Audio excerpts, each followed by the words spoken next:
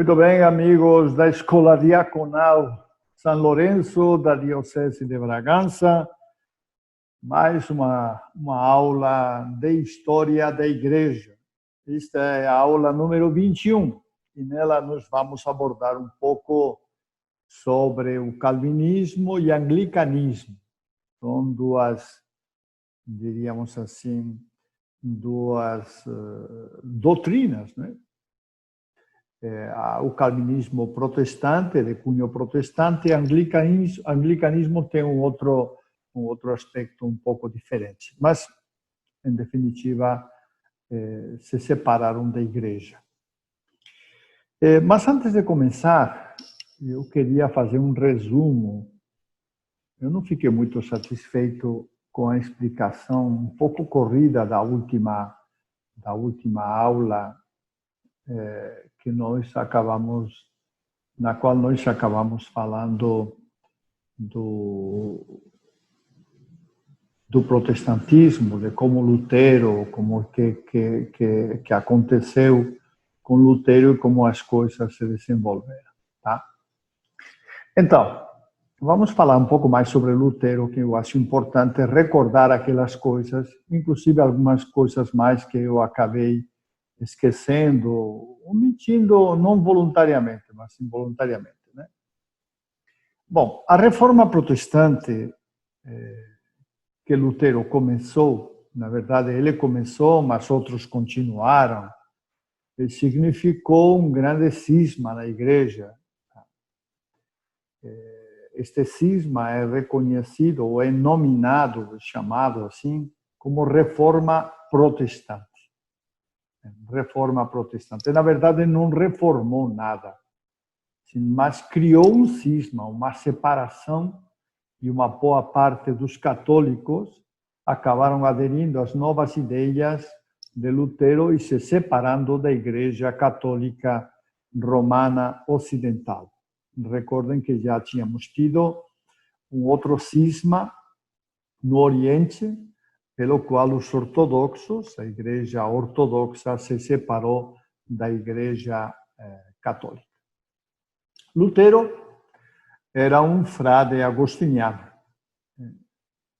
Como acontecia naquele tempo, quem queria estudar teria que entrar na carreira, em muitos casos, não em todos, mas em muitos casos, na carreira, digamos assim, eclesiástica, seja nas congregações ou seja na vida diocesana. No caso, Lutero entrou numa congregação religiosa, os agostinianos, e lá se formou. Se formou em teologia, de maneira que deve ter sido um bom estudante, inteligente como ele era. E logo depois da sua formação, ele já foi escolhido como professor. Ele nasceu na Alemanha, em 1483, tá? E ele foi ordenado em 1508 e, posteriormente, como digo, nomeado professor. A sua personalidade era uma personalidade inquieta. Ele vivia uma certa inquietude, certos questionamentos sobre a fragilidade humana, sobre a facilidade como o ser humano era levado ao pecado. E o seu temperamento era um pouco escrupuloso e pessimista. Escrupuloso no sentido de que ele via pecado em tudo. E pessimista pela mesma condição humana. Ele percebia que a condição humana estava muito marcada pelo pecado. Costumava jejuar, fazer penitência, mas sem conseguir aquela paz interior que ele almejava. E foi a partir das Sagradas Escrituras, em concreto da Carta aos Romanos, capítulo 1, versículos 17, e também de Gálatas 3, 12 a 22, que ele começou a entender um pouco que o justo só se salva pela fé e não pelas boas obras. Nós também defendemos isso. Nós, os católicos, sabemos que quem nos salva é Deus e que a salvação é um ato de generosidade. Entretanto, consideramos que só a fé não basta, ela tem que ser demonstrada nas obras. Pois bem, Lutero, a partir destas citações, ele começou a entender que as obras não valiam nada, que o que valia era a fé, acreditar e confiar em Deus, na bondade de Deus, que era que realmente nos salvava. Nesta situação, o Papa, em Roma, começou uma campanha para construir o Vaticano, uma grandiosa obra. Se vocês têm oportunidade de ver um dia o São Pedro do Vaticano, vocês vão perceber isso, uma obra grandiosa que precisava de muitos recursos. E o Papa, então, vendo que os estados pontifícios, que sempre davam algum recurso com os seus tributos, mas não eram suficientes para uma obra desse portento, então mandou pregar as indulgências. Tá? As indulgências, acho que nós já explicamos um pouco isto na aula passada, as indulgências são uma maneira de pagar, por assim dizer, aquilo que o pecado traz em si. O pecado é uma transgressão da lei, mas o pecado, não só quando pecamos, transgredimos a lei de Deus, mas também nós acabamos ofendendo, por assim dizer, e contribuindo ao pecado da igreja. Quer dizer, ofendendo a própria igreja, ofendendo a comunidade. Nossos pecados têm consequências. Têm consequências. E a essas consequências nós chamamos de penas. De maneira que quando confessamos, nós confessamos os pecados e Deus nos perdoa os pecados.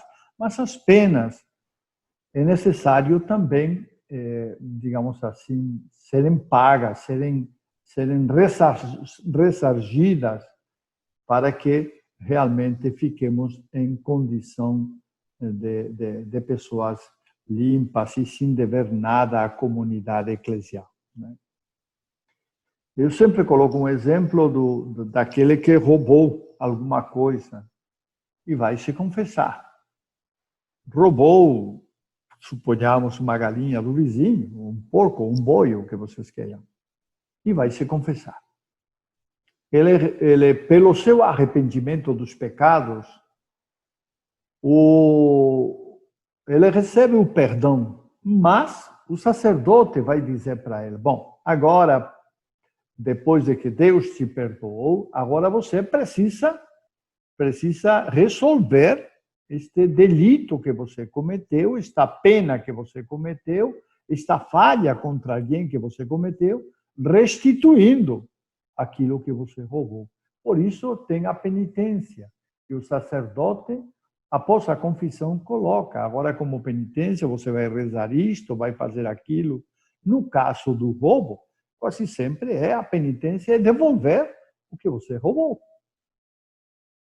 Mas não dá. Há ocasiões em que realmente não dá para devolver aquilo que nós roubamos. Por exemplo, não sei, dinheiro público. Aí o sacerdote vai ver a maneira como você vai restituir e pagar essa pena. Pode ser que não possa se devolver o dinheiro, não sei, o dinheiro que seja público, mas você pode sim ajudar os pobres, você pode fazer de outras maneiras, a fim de que você realmente corrija essa pena que você carrega, tá? A fim de que você realmente sane essa situação que foi um pecado não só contra Deus, mas foi um pecado contra um ser humano do qual você roubou. Pois bem, o Papa, então, bom, na doutrina católica sobre as indulgências, de vez em quando, o Papa, atualmente, né, de vez em quando, isso aconteceu, se não estou mal lembrado, no jubileu do ano 2000, tivemos a oportunidade de ter uma indulgência plenária. Isso é uma indulgência que perdoa e borra, apaga todas as nossas penas que por acaso estejamos devendo, né, de pecados que foram perdoados, mas a pena ficou aí, não é? A culpa ficou aí. Então, assim como nós fazemos hoje, o Papa então pensou que, hoje atualmente normalmente se faz assim, não é? O Papa, quando declara uma indulgência plenária, ele faz mais ou menos assim. Ele pede, coloca algumas condições, que o fiel participe da missa, que comulgue, que confesse, que faça alguma visita a um santuário, que faça alguma oração, ou alguma coisa parecida, né? Para receber a indulgência plenária. Mas o Papa, então, naquela época, ele pensou o seguinte: para conseguir recursos para construir o Vaticano, então ele pensou assim, nomeou pregadores em cada país para que fossem pregando as indulgências e anunciando que, através do pagamento da contribuição, eles poderiam ser realmente perdoados das suas culpas. O fato é que, na Alemanha, em outros países a coisa funcionou, não houve problemas e se arrecadou recurso para construir a Basílica de São Pedro. Mas na Alemanha, parece que a coisa não funcionou bem. Primeiro porque o encarregado de anunciar estas indulgências era um nobre que não era um bom administrador, tinha muitas dívidas e parece que passou a ideia, passou a ideia de que uma parte daquelas indulgências ficariam com ele para pagar as suas dívidas.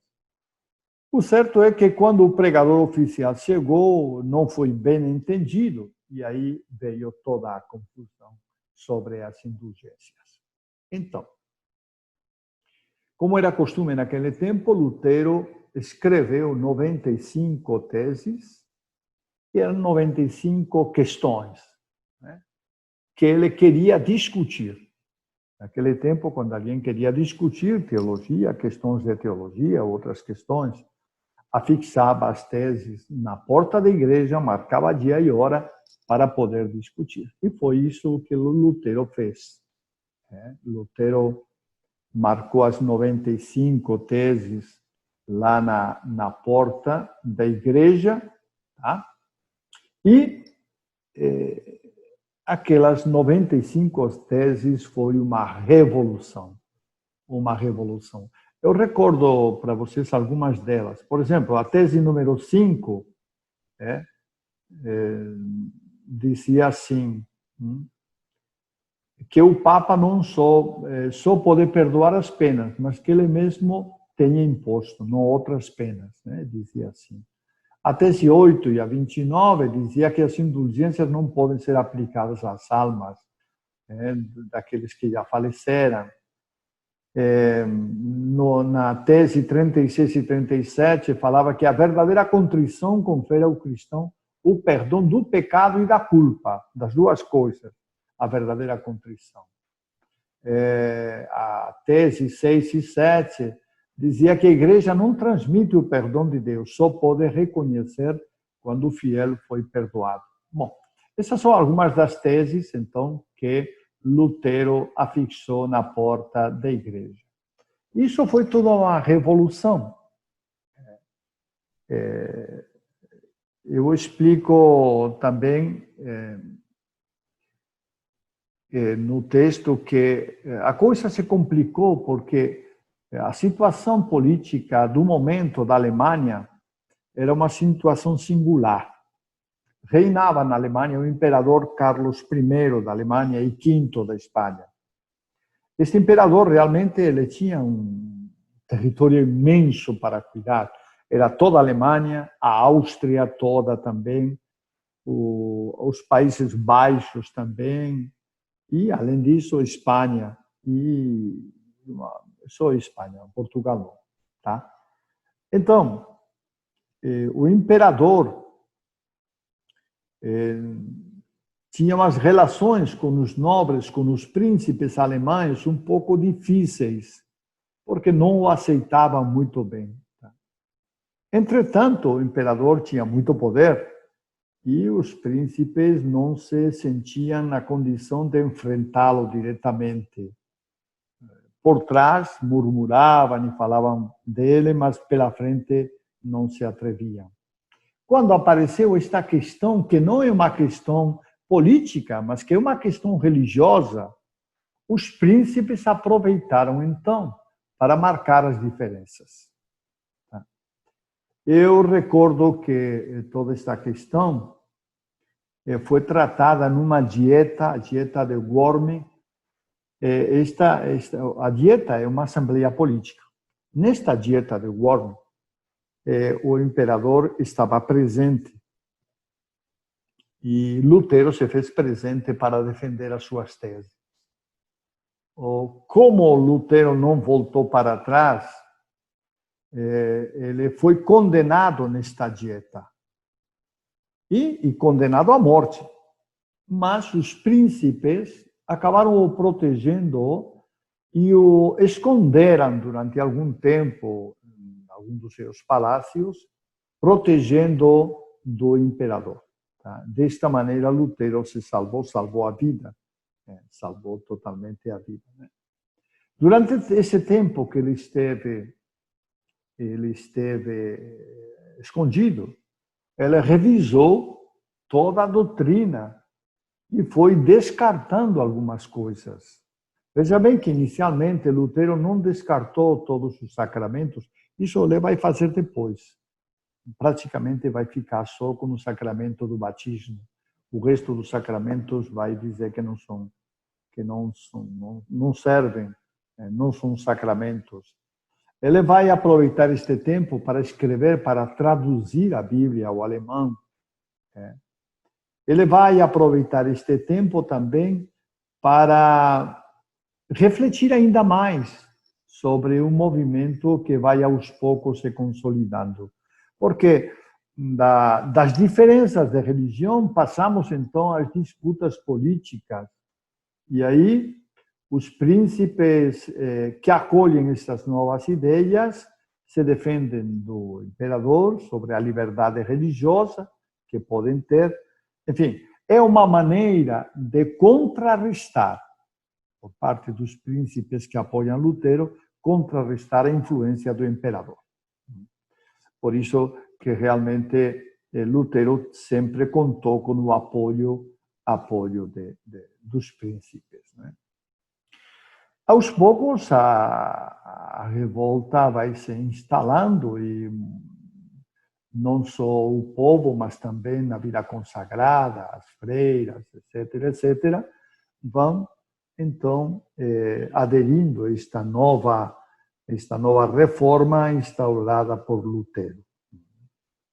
Haverá uma outra dieta, uma outra assembleia política em Espira, que irá determinar que naqueles condados onde o príncipe é protestante, tá? Todos sejam protestantes. Mas naqueles condados onde o príncipe é católico, todos sejam católicos. A isto, alguns príncipes protestantes protestaram e por isso foram chamados de protestantes. Então vejam como realmente toda esta situação teve um transfondo político, pro-político. Sem esse transfondo político, Lutero realmente não teria progredido. Uma coisa que deve ser dita é que Lutero, embora tivesse inicialmente alguma intenção de refletir e reformar a igreja, na verdade, depois se descobriu que não tinha nenhuma intenção. A intenção era dividir. Na verdade, não tinha essa consciência clara, Lutero também, do que iria ocasionar dentro da igreja. De fato, ocasionou, foi uma grande divisão, e praticamente aos poucos, nos séculos seguintes, todo o norte da Europa foi acolhendo o protestantismo. Suécia, Dinamarca, Holanda, Finlândia, todos os países do norte, enquanto os países do sul se conservaram católicos, embora tivesse entrado na França, mas a entrada do protestantismo na França não foi significativa. Não entrou na Itália, não entrou na Espanha, não entrou em Portugal, pelo menos de forma massiva, né? Pode ser que algum caso isolado pudesse ter entrado. Dessa maneira, então, foi aos poucos se instalando o protestantismo. Ressalto mais uma vez que, inicialmente, o protestantismo não tinha as características dos protestantes que nós conhecemos aqui na Amazônia, que são pentecostais e neopentecostais. Nós explicaremos depois como, a partir do calvinismo, vai surgir na Inglaterra um movimento puritano e que esses puritanos foram, em parte, enviados para Estados Unidos, de onde depois vieram para o Brasil. Quer dizer, o protestantismo que nós temos no Brasil, salvo algumas igrejas tradicionais no sul do país, e pouco significativas, na verdade, né? O protestantismo que nós temos é tudo pentecostal e neopentecostal, que procede dos puritanos dos Estados Unidos. Por isso que são tão diferentes um pouco dos protestantes tradicionais. Pois bem, depois desta introdução, eu quero que nos centremos um pouco em Calvino. Vou mostrar a foto de Lutero, que não sei se eu mostrei o outro dia, para que nós tenhamos aqui. Está gordinho, mas, enfim, está bem sério, né? Este deve ser de algum quadro pintado naquela época sobre Lutero, né? A figura que nós temos agora a seguir, ela é Calvino. Calvino é um homem todo especial, um temperamento muito rígido, tá? Muito duro consigo mesmo e muito duro também com os outros. Muito duro. Então, vamos estudar um pouquinho esta história de Calvino. Calvino é contemporâneo de Lutero. E Calvino, apenas alguns anos depois, conheceu algumas das doutrinas de Lutero. Ele tinha estudado teologia e aderiu logo a essas doutrinas de Lutero. A Inquisição francesa o condenou, mas ele conseguiu sair do cárcere, fugiu da França e ia para a Itália, na verdade, não é? Ia para a Itália e, na ida para a Itália, passou pela Suíça e lá encontrou, na cidade de Genebra, encontrou um pregador, alguém que já estava pregando as doutrinas de Lutero, tá? Chamado, vamos ver se eu lembro o nome dele, Guilherme Farel. Então, este Guilherme Farel já estava começando a falar as doutrinas de Lutero. Na Suíça, cada cidade era um pouco autônoma, por isso, quando Farel convidou Lutero a ficar lá em Genebra, Lutero aceitou, tá? Porque ele vinha corrido da Inquisição francesa, aceitou, e os dois começaram a pregar as novas doutrinas que tinham surgido com Lutero. Por causa disso, e por causa de que criava uma certa... já que em Genebra todos eram católicos, né? Então, eles dois foram expulsos da cidade. Foram expulsos. Mas, alguns tempos depois, houve uma mudança na administração da cidade e, querendo moralizar os costumes dos cidadãos, Calvino, especialmente Calvino, também Farel, mas especialmente Calvino, foi chamado de novo para Genebra. Tá? E chegando em Genebra, já com a autoridade que o representante civil dava para ele instalou, na verdade, ele instalou uma disciplina religiosa na cidade, tá? Para acabar com as situações de desmoralidade e de tumultos que havia na cidade, aplicou uma disciplina religiosa muito rigorosa, tá? Muito rigorosa. Ao mesmo tempo, ele rejeitou e foi ensinando isso aos cidadãos de Genebra. Ele rejeitou as doutrinas da Igreja Católica, os dogmas em geral, os sacramentos, o culto, e proclamou a Sagrada Escritura como uma única regra de fé. Tá? É interessante que ele se diferencia um pouco de Lutero, porque Calvino defende a predestinação para o céu e para o inferno. Ele diz assim, que Deus sabe quem vai para o céu e para o inferno, porque cada um de nós já está predestinado. Deus já marcou para onde você vai. E, portanto, você pode fazer o que quiser, mas se está predestinado para o inferno, você irá para o inferno. Se está predestinado para o céu, você pode aprontar o que aprontar, você vai ir para o céu. Esta é um pouco, a grandes rasgos, a doutrina de Calvino sobre a predestinação. Tá? Como digo, ele instaurou, não digo uma disciplina religiosa, ele acabou instaurando uma ditadura religiosa em Genebra. Tá? Organizou duas instituições, uma chamada-se Venerável Companhia de Pastores e Doutores.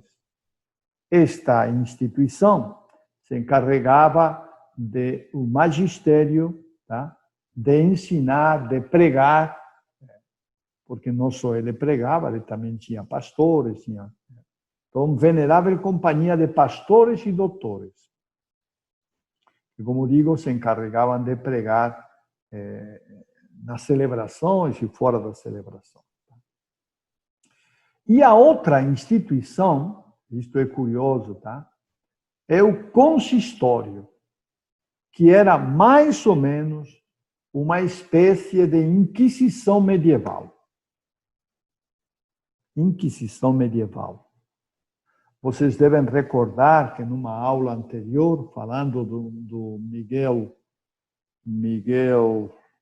esqueci do nome, né?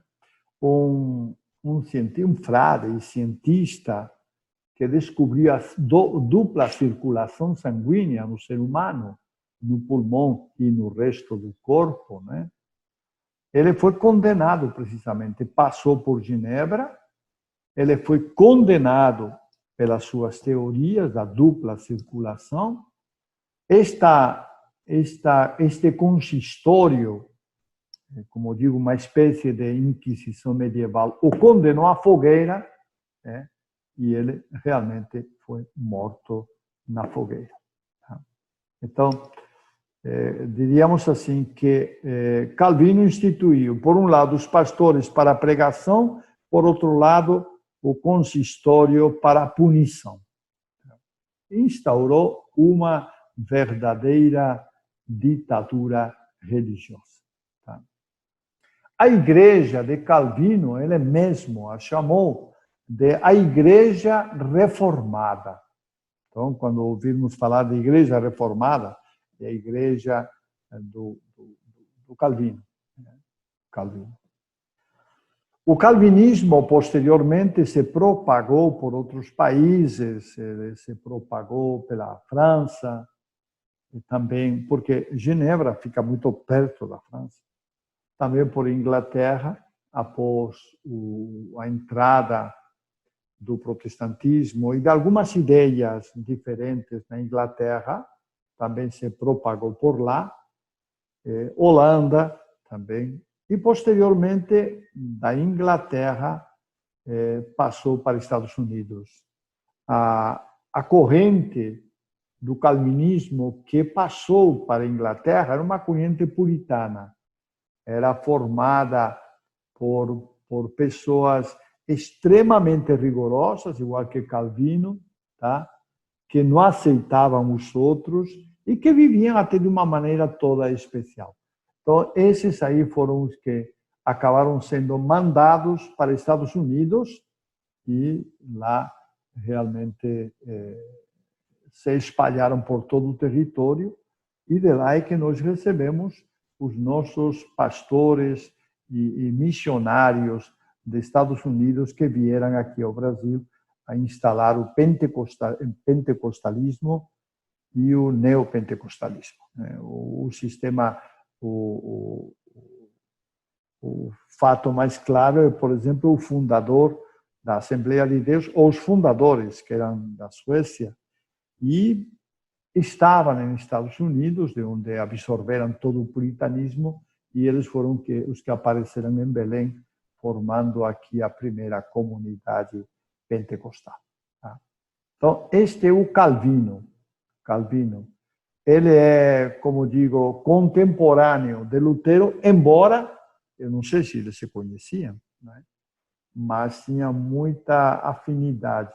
Como Lutero, Calvino também foi, com o passar do tempo, radicalizando cada vez mais a sua postura, tanto contra a Igreja Católica, como também na moral e nos preceitos da vivência dos fiéis que aderiam ao calvinismo. Então, repito mais uma vez, na cidade de Genebra viveu uma verdadeira ditadura, com Inquisição medieval também incluída. Tá? Esta é a figura de Calvino. Então, nós vimos dois reformadores. Lutero, na Alemanha. Tá? Lutero foi o primeiro que se rebelou contra a igreja e que vai, aos poucos, se separar cada vez mais. E na Suíça, em Genebra, então nós temos Calvino, que também faz, digamos assim, a sede, né? Calvino, no seu dia, chegou a ser chamado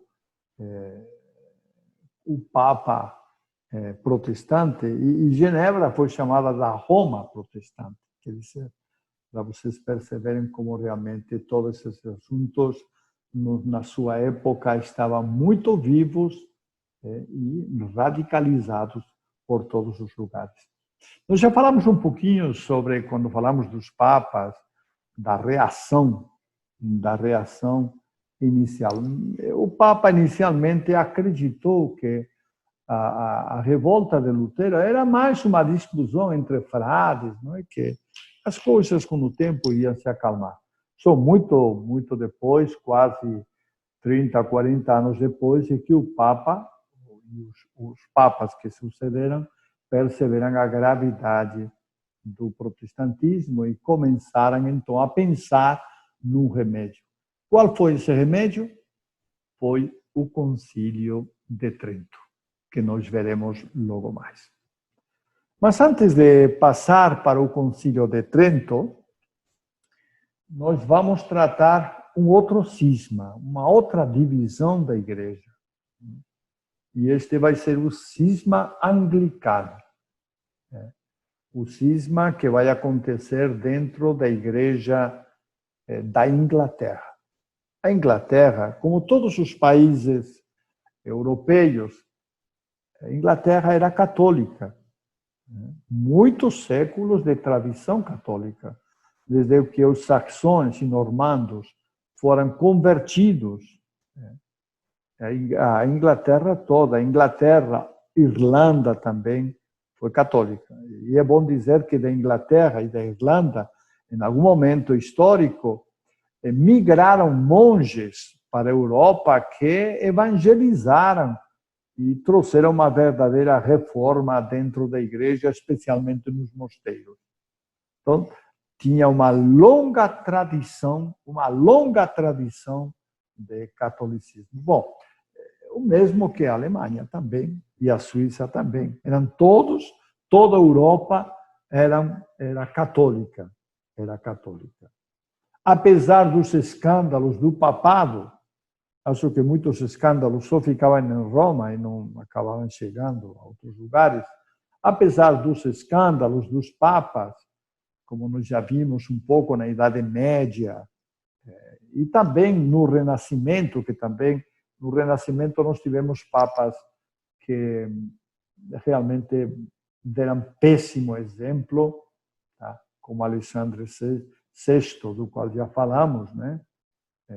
Deram péssimo exemplo de vivência da fé enfim, de tudo, porque era tudo, era concubinato, era ambição da riqueza, ambição do poder, era tudo que a gente pode imaginar havia naquela cúria romana, disputas de poder, enfim, tudo.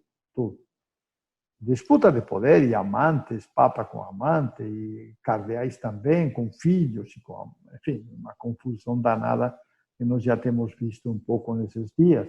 Apesar de tudo isso, os países continuavam católicos e aderindo à figura e à pessoa do Papa, não é, como líder religioso da Igreja.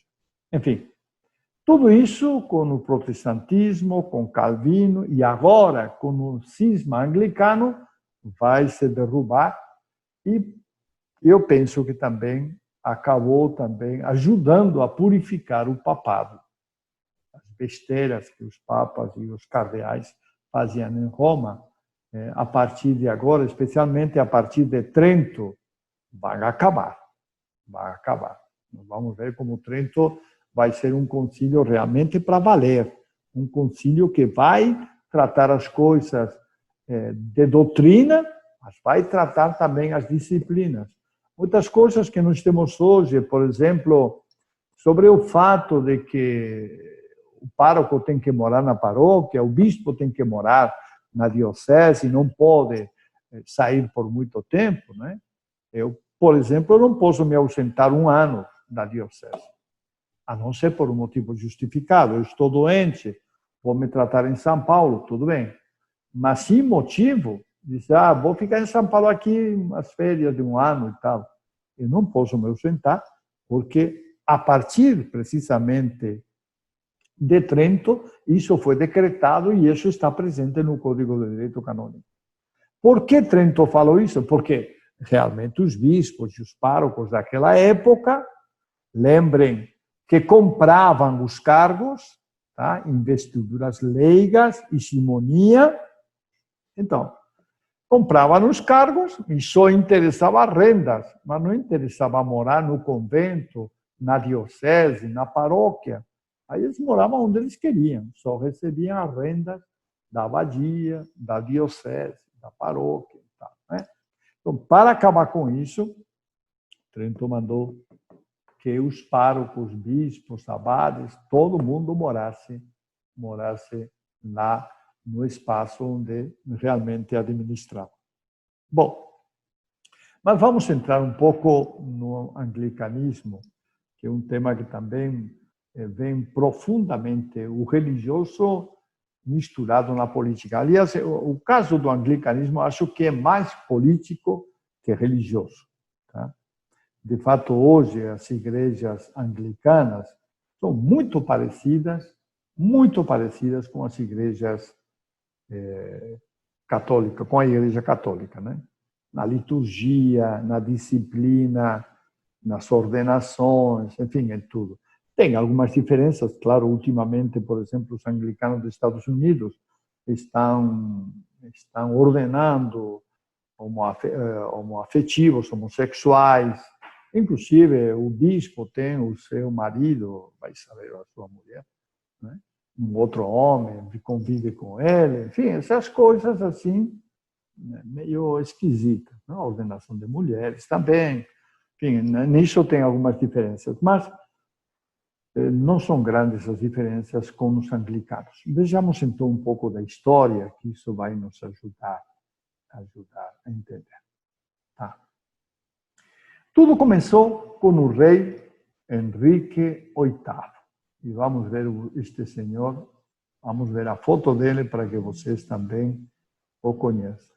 Estava um pouquinho gordo, né? Um pouquinho gordo, o Henrique VIII. O Henrique VIII era um rei católico.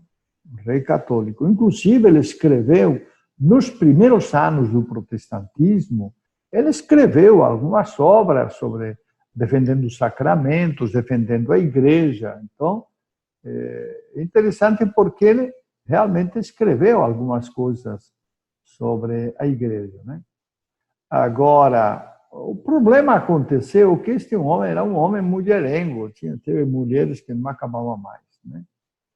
Então, veja bem, ele estava casado com Catarina de Aragão. Há esses casamentos políticos. Catarina de Aragão era da Espanha, mas por esses acordos familiares e políticos em que os filhos dos reis casavam com outros filhos de reis, e aí a coisa ia se misturando, o rei da Espanha com o rei de Portugal, o rei de Portugal com o rei da França, e o da França com a Inglaterra, e assim por diante. Bom, o fato é que o Henrique VIII, tá? Que, como digo, no início se mostrou fervoroso, zeloso da fé cristã, e escreveu algumas teses contra Lutero, casado com Catarina de Aragão, depois de 18 anos, ele pediu ao Papa que anulasse o seu casamento. O Papa, claro, não aceitou. Na verdade, ele queria casar com outra mulher e queria despachar, queria declarar, sabia que não adiantava o divórcio, não se aceitava, mas o mais fácil era simplesmente anular o casamento anterior. O Papa não aceitou, claro, como não podia aceitar. É bom que se diga que ninguém pode anular um casamento, tá? O que nós fazemos no tribunal eclesiástico é declarar nulo, quer dizer, o casamento foi nulo, então o tribunal o declara como nulo oficialmente. Mas se o casamento foi correto, o tribunal não pode anular, nem sequer declarar nulo o casamento, porque ele foi correto, feito, respeitadas as vontades dos cônjuges e daqueles que casaram, respeitadas as condições e as situações, o casamento é válido e a igreja não pode anular, tá? Então, mas ele queria que realmente anulasse o casamento dele. O Papa Clemente VII, que naquela época estava à frente da Igreja Católica, tá? Ele não aceitou essa proposta do rei. Então, ante a negação do Papa e também dos bispos, porque depois o rei, do Papa, ele recorreu aos bispos da Inglaterra para que declarassem nulo o casamento dele. Mas os bispos também se negaram, especialmente o bispo da sede primaz da Inglaterra, que é o bispo de Cantuária. Então, se negaram e, então, ante a negação do Papa e a negação dos bispos, o rei decidiu romper com Roma. Tá? Romper com Roma. E nomeou um bispo para Cantuária, bispo primaz, nomeou, foi ordenado, nós veremos depois, ele foi ordenado por outro bispo, né? Então, este bispo declarou nulo, o bispo de Cantuária, Thomas Cranmer, declarou nulo o seu casamento, tá? Com Catarina de Aragão, e assim ele pode casar com a sua amante, que era Ana Bolena. Ana Bolena. Ao saber disso, o Papa excomulgou o rei e excomulgou também o bispo. Mas, posteriormente, o parlamento inglês proclamou o rei como o único e supremo chefe da igreja na Inglaterra. Tá? Único e supremo chefe da igreja na Inglaterra. A grande maioria do clero aceitou a nomeação, tá? Mas teve muita gente que não aceitou. E por isso o rei começou uma perseguição contra aqueles que não aceitaram essa nova situação. Nós temos um caso curioso dessa época. Nós temos vamos ver qual é. Eu acho que é este aqui. Não, perdão, este não é. Me desculpem que este é Galileu. Esse não é. É este aqui. Nós temos o caso de Thomas More, ou Moore, como preferem os ingleses, como eles pronunciam. Thomas, ele não aceitou. Ele fazia parte da corte do rei, mas não aceitou essa decisão do rei, e ele foi preso durante algum tempo e depois acabou sendo sacrificado, né? Acabou sendo morto por ser fiel precisamente a Roma. Este é um caso que nós temos aqui é um caso de um mártir, porque ele é mártir. Ele está no calendário, ele é santo, né? Reconhecido como mártir, precisamente por se opor a essa decisão do rei, porque o rei logo quis, uma vez que tinha rompido com Roma, ele quis instaurar uma nova igreja na qual ele era o chefe supremo religioso, como também era o chefe supremo político, né? Então, e quis obrigar a todos os súditos da corona a aderirem a esta nova religião, esta nova igreja, e a renegar da Igreja Católica. Então, Thomas More, entre outros muitos, se negaram a renunciar à Igreja Católica e acabaram sendo mortos. Pois bem, o filho de Henrique VIII, Eduardo VI, ele sucedeu seu pai. Quando seu pai morreu, ele ainda era adolescente, ele tinha 13 anos. E normalmente eles nomeavam um regente enquanto ainda era de menor, não é? Mas logo, com 14 anos, ele já assumiu a Inglaterra, o reinado da Inglaterra, e também aprofundou mais as ideias protestantes, convidou protestantes famosos no norte da Europa para que viessem para a Inglaterra e tentassem ampliar a reforma anglicana. Mas ele durou 3, 4 anos e logo faleceu à idade de 16 anos. Sucedeu a Eduardo VI Maria Tudor, que era filha de Henrique VIII e Catarina de Aragão. Era católica. Tá?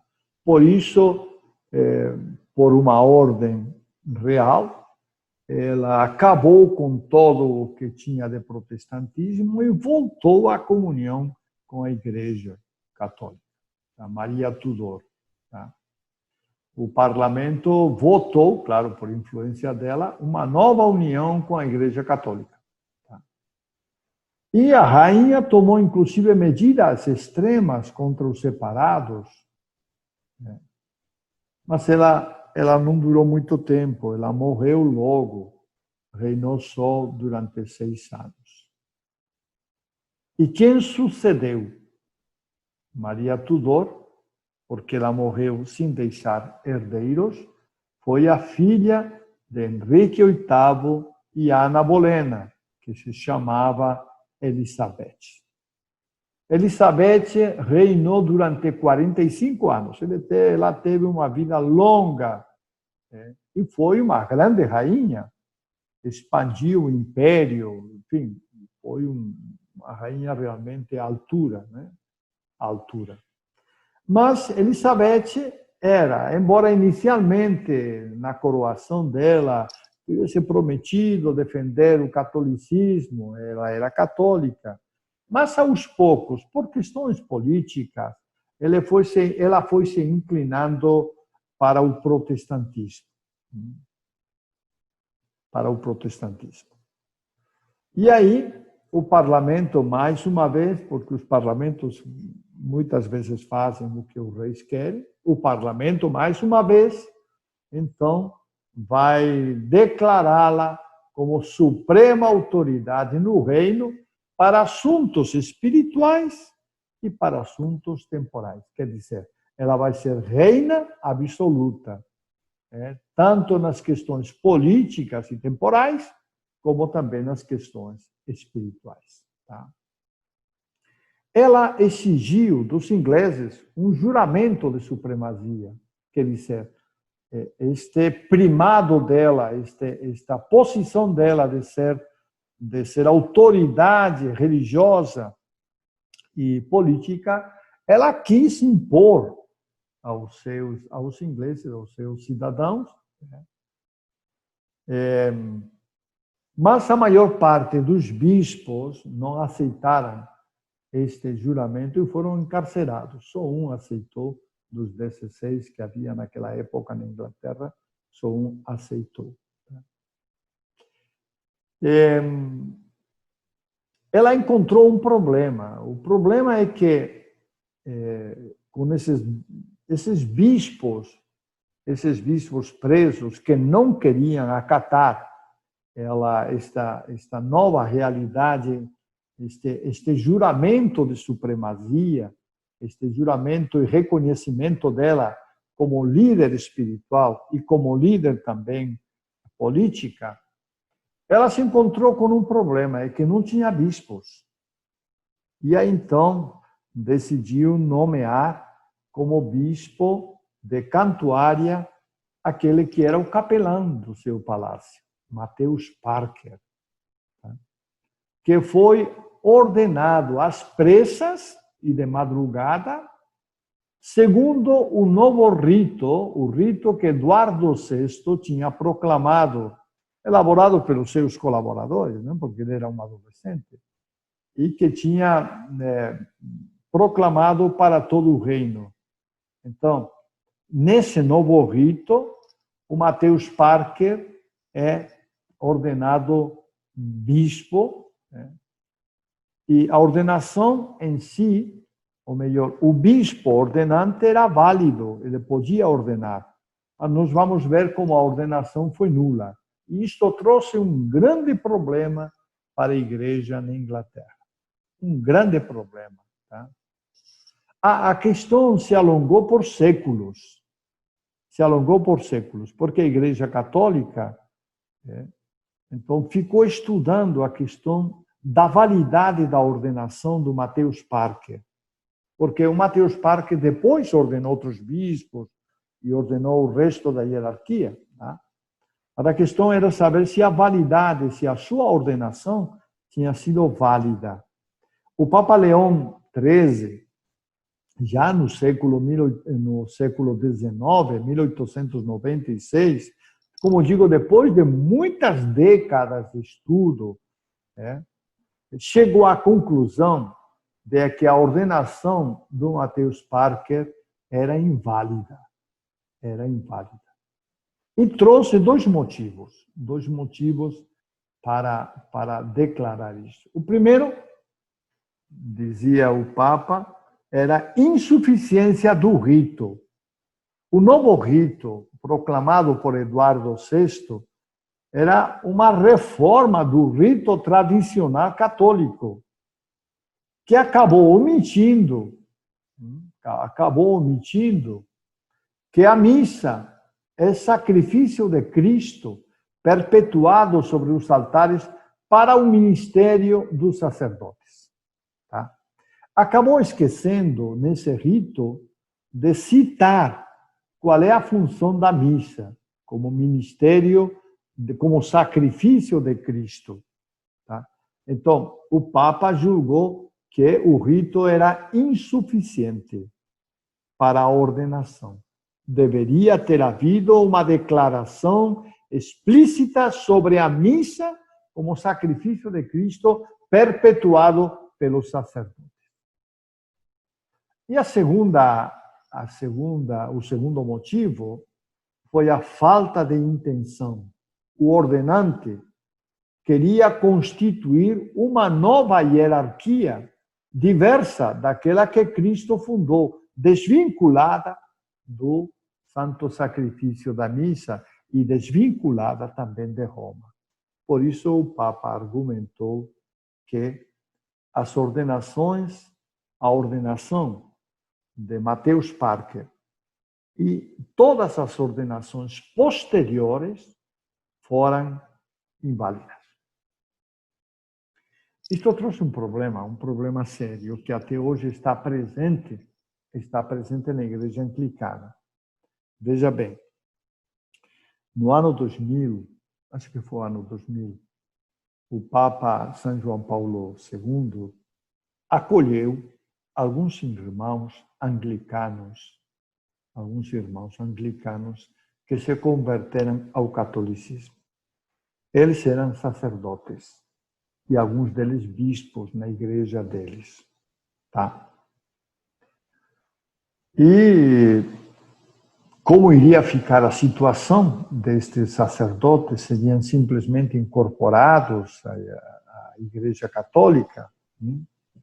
Alguns deles, ou quase todos, eram casados. Mas isso não era problema, porque na Igreja Católica Oriental também tem sacerdotes casados. Não tinha bispos casados, mas sacerdotes tinham. Então, ante esta dificuldade, ou ante esta dúvida sobre a ordenação, o Papa São João Paulo II pediu então que eles fossem ordenados de novo, sob condição. Se caso a ordenação deles fosse inválida,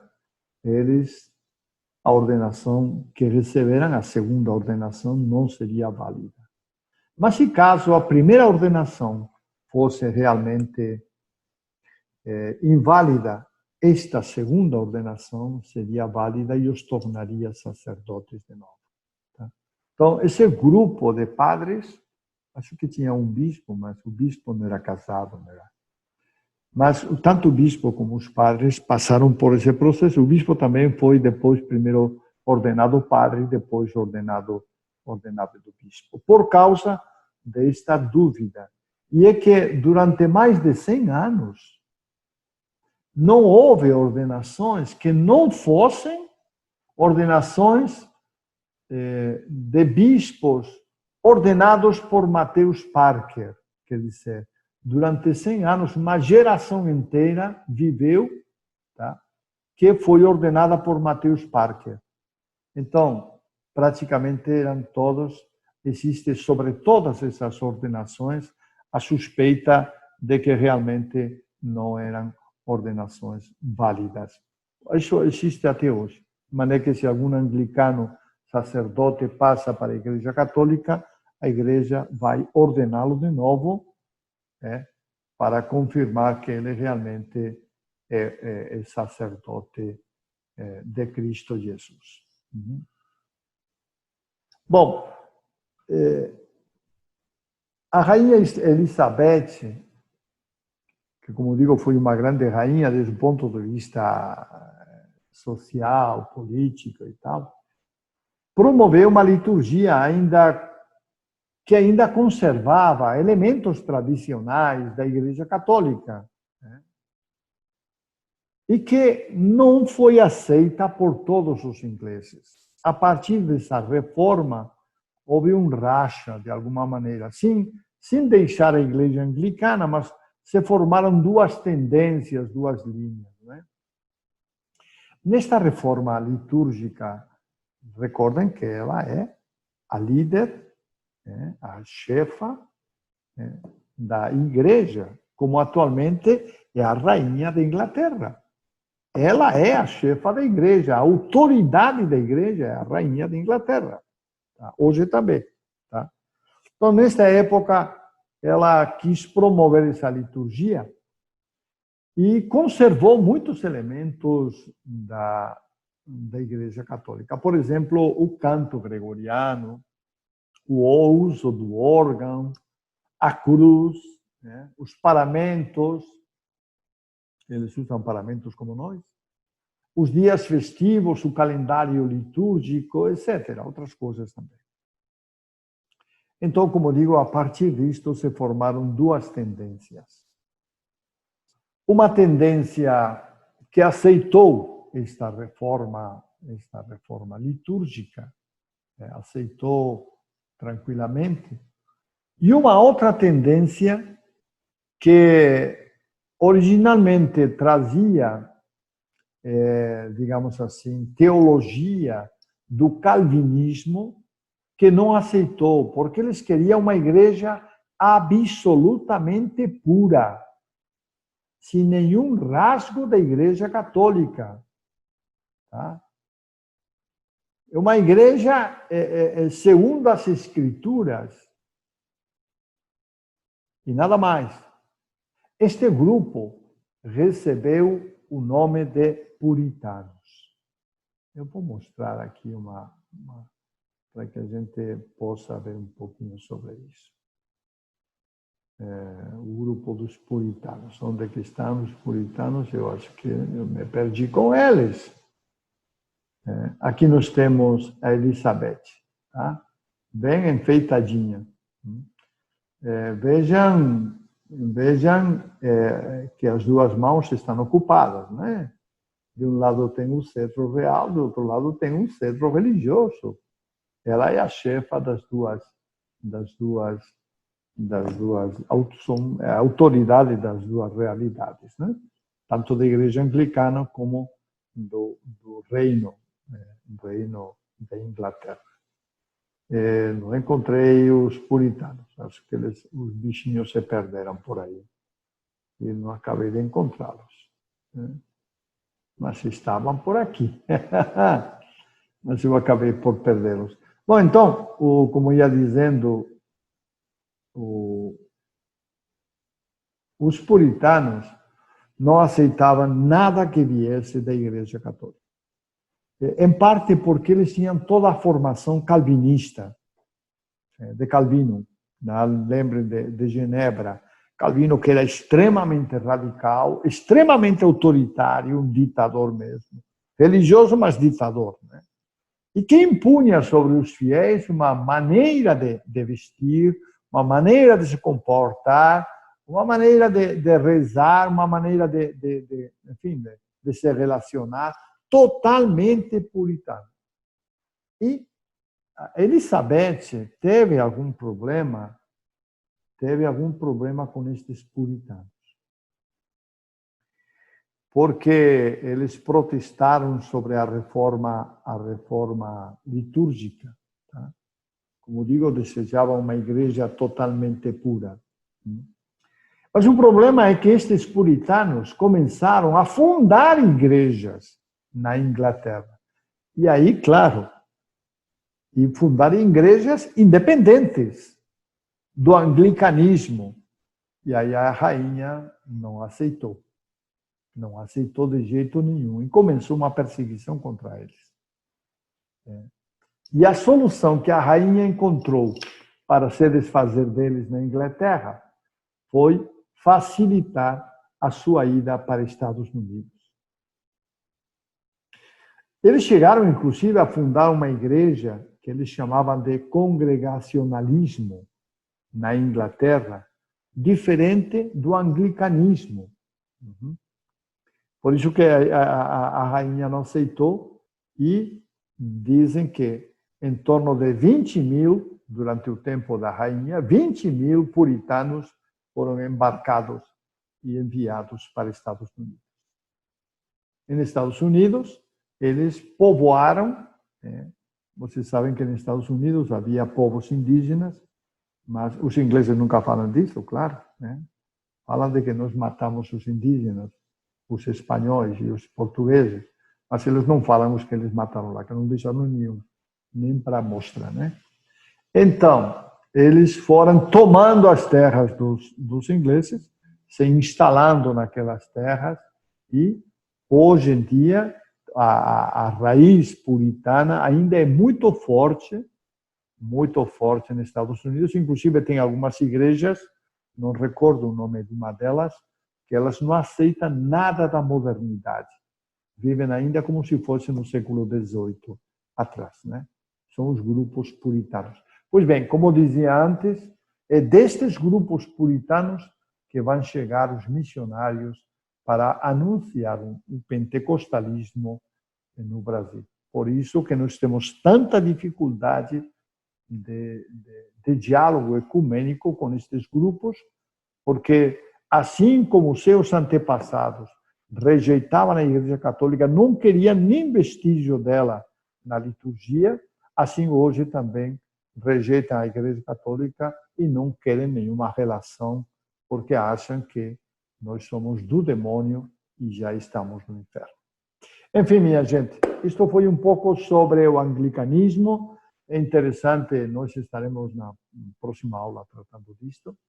É interessante ver como os problemas religiosos nem sempre são os mais importantes. Embora pareça, e se tomem decisões como este cisma anglicano, que separou toda a Inglaterra da Igreja Católica, mas a gente percebe que por trás está toda a questão política, como no caso de Lutero ou no caso de Calvino, que há também uma questão política por trás.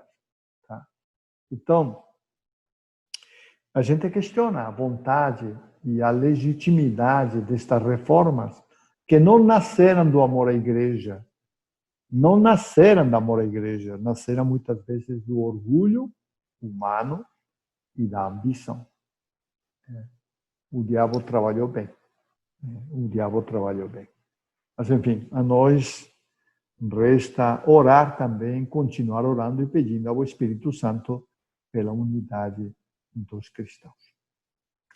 E isso tudo por hoje. No próximo dia nós adentraremos no Concílio de Trento, que é um concílio muito importante dentro da Igreja e que vai abordar a problemática protestante, mas não diretamente. O concílio vai olhar primeiro dentro de si para ver o que precisa dentro da Igreja, para ver o que precisa ser reformado.